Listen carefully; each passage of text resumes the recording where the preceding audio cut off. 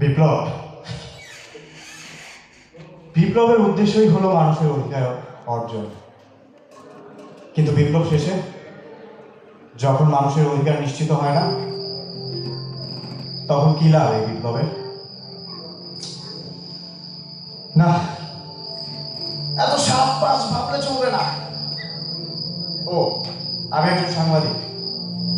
আমার কাজ আপনাদের সামনে সত্য তুলে ধরা।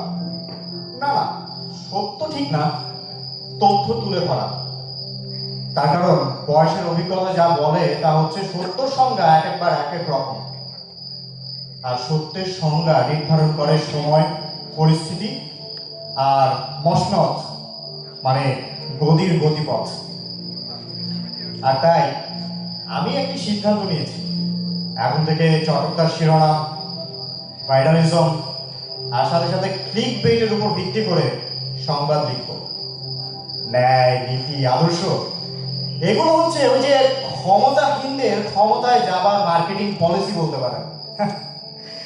একবার ক্ষমতায় গেলে মুখে যতই ন্যায়, নীতি, আদর্শের কথা থাক, তা মনে স্থান দেওয়া যাবে না। আর ক্ষমতার পাশাপাশি ধরেন মুখটাকে যদি একটু কন্ট্রোল করা যায়, তাহলে 17 বছর ক্ষমতা কনফার্ম। মুখ ফসকালেই ক্ষমতা ফসকাবে। আর আমার মতো সাংবাদিকদের কাজ হবে গদির আশেপাশে থেকে ক্ষমতার প্রশংসায় পঞ্চমুখ হয়ে যাওয়া আর নিশ্চিন্তে বাকি জীবন কাটিয়ে দেয়া। আমি এতদিন সব ছিলাম, থেকে কি পেয়েছি জানেন? সম্পাদকের ছাড়ি, পলিটিক্যাল প্যাদানি আর এক এক সময় এক এক দলের ট্যাগ। কখনো আওয়ামী লীগ, কখনো বিএনপি, কখনো জামাত, কখনো কমিউনিস্ট, কখনো মুজাহিদি, যত ধরনের ট্যাগ আছে আমাকে দেয়া গেছে। আমার পত্রিকায় নিজের কোনো কলাম নেই, কোনো টকশোতে কোনো ডাক নেই, আমার জীবনের কোনো নিরাপত্তা নেই। তাই আমি ঠিক করেছি হাত একবার মেলাতেই হবে, সেটা ডান হাত হোক, মানে বাম হাত হোক আর ডান হাত হোক, একটাতে তো এটা যাবই। আর যদি পলিটিক্যাল প্রেশারে পড়ি, তাহলে জিনিসটা কিন্তু আরো ইন্টারেস্টিং হবে। বিদেশে যাব, সত্য এবং মিথ্যার মিশেলে পপুলিস্ট সব কন্টেন্ট বানাবো। তখন বিপ্লবী জনতা ফেসবুকে কিন্তু আমার জন্য জান দিয়ে দিতে পারে, অথবা গালাগালিও করতে পারে। গালাগালি করলে অবশ্য ভালো, ভিউ বাড়বে, টিআরপি বাড়বে। তাই এখন আমার সততার ছুটি। সততার ঘানি টানতে টানতে আমি বড্ড ক্লান্ত। তাই একটু ঘুমিয়ে নেওয়া যাক। আমার কণ্ঠে নেমে আসুক ঈশ্বরের মতো অবসর। শুভরাত্রি, একটু ঘুমিয়ে নিচ্ছি।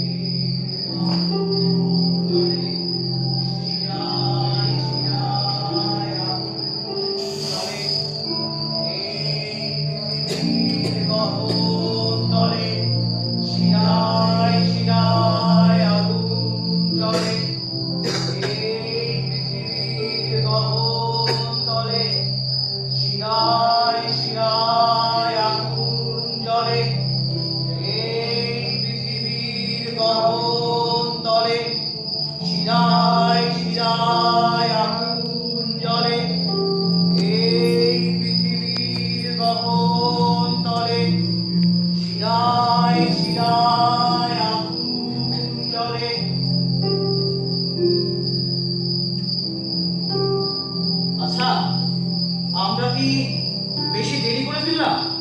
না না, আমরা দেরি করিনি, সবাই ঘুমিয়ে আছে। মরার পরেও আপনার হেয়ারই গেল না। মৃত্যুটাই তো একটা হিয়ালি, তোমার মৃত্যুও তো একটা হিয়ালি, ভেবে দেখো। এই দেখুন, একদম বাজে কথা বলবেন না। আমার মৃত্যুটা জাস্ট একটা কোলাটারাল ড্যামেজ। আমার জায়গায় কিন্তু আপনিও থাকতে পারতেন। তা পারতাম বই কি, কিন্তু সালটা যদি 24 না হয়ে 71 হতো। আচ্ছা, এই মৃত্যুর হেয়ারের সিদ্ধান্ত এখন বাদ দিই। এখন জরুরি হচ্ছে উনাকে ঘুম থেকে জাগানো। উনি যদি ঘুমিয়ে থাকে, আমরা জেগে থাকতে পারবো না, আমরা হারিয়ে যাব। কি মনে করেছেন আমরা 53 বছর ধরে ঘুমিয়ে থাকা এই জাতিকে কি জাগাতে পারবো না? এই জাতি জেগেছে। দেখুন, সচেতন না থাকলে হাল ছেড়ে দিলে 24 আসতো না। আপনি মুরব্বী মানুষ, প্লিজ ওনাকে ডাকুন। সাংবাদিক সাংবাদিক সাহেব উঠুন, আমাদের হাতে সময় নেই। এভাবে ডাকলে উঠবে না, ওনাকে ঝাঁকি দিয়ে জাগাতে হবে। এই যে সাংবাদিক সাহেব, ঘুম থেকে উঠুন, আমরা ঘুম বানাই না পাখি, উঠুন।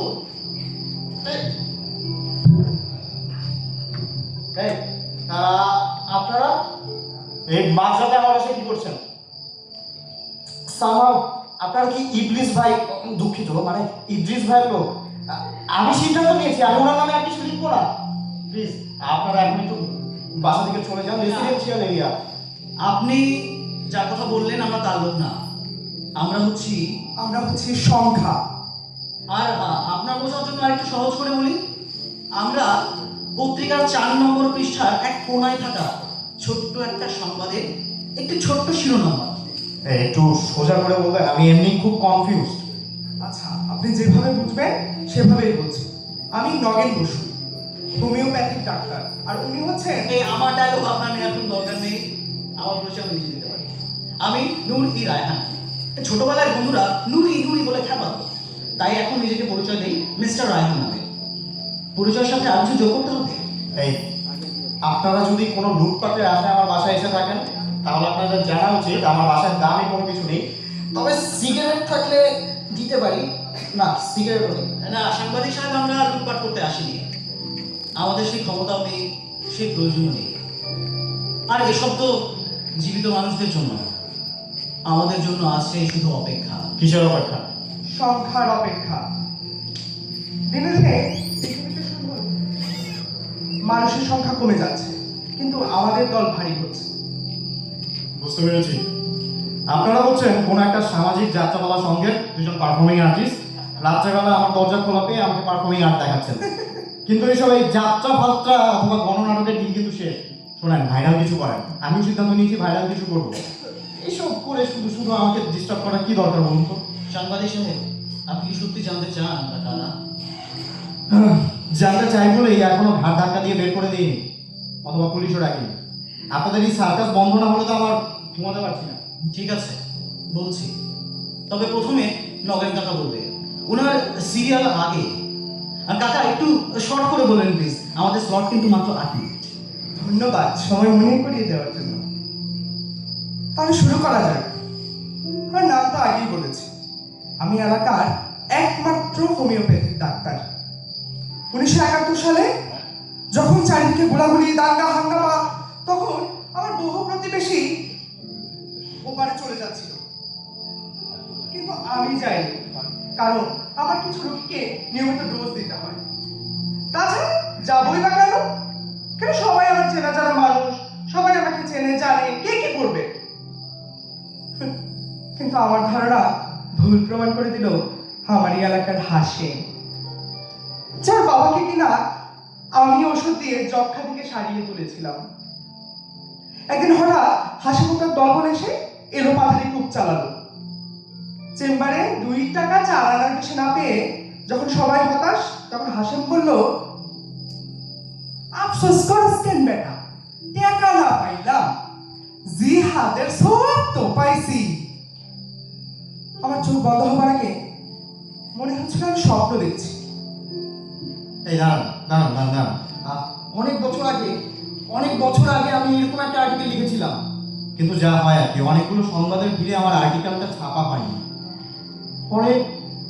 পরে কিন্তু আমি যেটা করেছি সেটা হচ্ছে ওই আর্টিকেলটাকে আমি আমার ফেসবুকে পোস্ট করেছিলাম, কিন্তু যা হয়, মুক্তিযুদ্ধের কন্টেন্ট তো তেমন একটা রিচ পায়নি। আপনি নগেন বসু, আপনি যদি নগেন বসু হন তাহলে এই মাঝরাতে আপনি কি করছেন? সাংবাদিক সাহেব, আপনার অবাক হওয়ার এখন বাকি আছে। আমার গল্পটা শুনুন। 2024 জুলাই মাস। এই মাসটা আমার জন্য সৌভাগ্যের মাস ছিল, জানেন। এই মাসে আমি খুব ভালো একটা চাকরি পেয়েছিলাম। আমার 7 বছর ধরে চলা সম্পর্কটা পূর্ণতা পেতে যাচ্ছিল এই চাকরির জন্য। 2 মাস পরে আমার বিয়ে ঠিক হচ্ছিল, কিন্তু জুলাইয়ের শেষের দিকে এক শুক্রবার বনশ্রী সি ব্লকের জামে মসজিদ থেকে জুম্মার নামাজ পড়ে বেরিয়েছি। হঠাৎ শুনি পাশে হট্টগোলের শব্দ। আমরা কয়েকজন কৌতূহলী জনগণ সামনে এগিয়ে যাই। গিয়ে দেখি এক পাশে ছাত্রদের মিছিল, অন্য পাশ থেকে পুলিশের মুহুর্মুহু গুলি। কোনো কিছু বুঝে ওঠার আগে মাথার ভিতর গরম একটা অনুভূতি পেলাম, আর চোখের সামনে আমার সমস্ত স্বপ্নগুলো ঝাপসা হয়ে যেতে লাগলো। এর চেয়ে দুঃখের বিষয় কি জানেন সাংবাদিক সাহেব? আমার লাশটা পর্যন্ত আমার পরিবারের কাছে পৌঁছায়নি। আমি নিজেও জানি না আমার লাশ কোথায়। পুলিশ তো মনে হচ্ছে না। আরে নগেন কাকার গল্প তো বেশ পুরনো, আমারটা তো এখনো তাজা। আর আপনি তো লিখেছিলেন আমাদেরকে নিয়ে লিখেছিলেন আপনি। সব ঠিক আছে, কিন্তু আশ্চর্য, আমার সাথে এগুলো কেন হচ্ছে? কারণ আপনার মনের জগতে এমন হাজারো অনেক চরিত্র আছে যাদের নিয়ে কেউ কথা বলেন, কিন্তু আপনি বলেছেন। কিন্তু এখন যদি আপনি আপনার কলমের সাথে আপোষ করেন, তাহলে আমাদের মতো হাজার সংখ্যারা আপনার কাছে আত্মলাভ করবে। আপনি নিজের কাছে নিজে হাঁটতে থাকবেন, আপনার মেরুদণ্ড গলে যাবে। কোথাও একটা ভুল হচ্ছে, আমি হ্যালুসিনেট করছি। না না সাংবাদিক সাহেব, আপনি হ্যালুসিনেট করছেন না। আপনি এটাকে বলতে পারেন অনেকটা সোল কলিং এর মতো। Your soul is calling beyond. আপনি যদি ফরমাইশে লেখা লিখতে থাকেন, আপনি কি ইতিহাসের কালিমা থেকে বাঁচতে পারবেন? প্রতি রাতে আমাদের মতো সংখ্যাদের আত্মনাদ থেকে বাঁচতে পারবেন? আপনি কি শান্তিতে ঘুমাতে পারবেন সাংবাদিক সাহেব? প্র্যাকটিক্যালি চিন্তা করুন, আমাদের মতো সাংবাদিকদের সংখ্যা খুব কম, ওদের সংখ্যা অনেক বেশি। আমরা পারবো না ওদের সাথে। মিথ্যেরা দল বেঁধে থাকলেও সেটা মিথ্যেই হয়, আর সত্য একা দাঁড়িয়েও সত্য। সাংবাদিক সাহেব, আপনি এখন ঘুমিয়ে পড়ুন। ভোরের আলো ফুটলে তারপর নয় সিদ্ধান্ত নেবেন।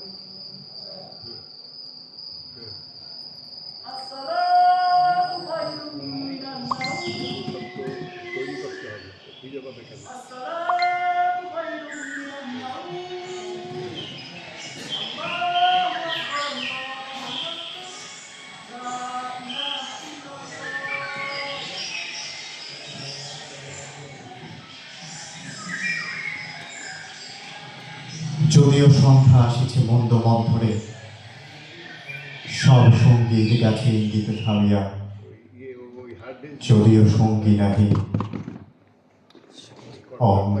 অনন্ত অম্বরে, যদিও ক্লান্তি আসিছে অঙ্গে নামিয়া, মহাশঙ্কা জপিছে মৌন মন্থরে, দিক দিগন্ত অবগুণ্ঠনে ঢাকা, তবু বিহঙ্গ ওরে বিভঙ্গ বোধ। এখনই অর্থ বন্ধ করো না বাঁকা, এখনই অর্থ বন্ধ করো না বাঁকা, এখনই অর্থ বন্ধ করো না বাঁকা।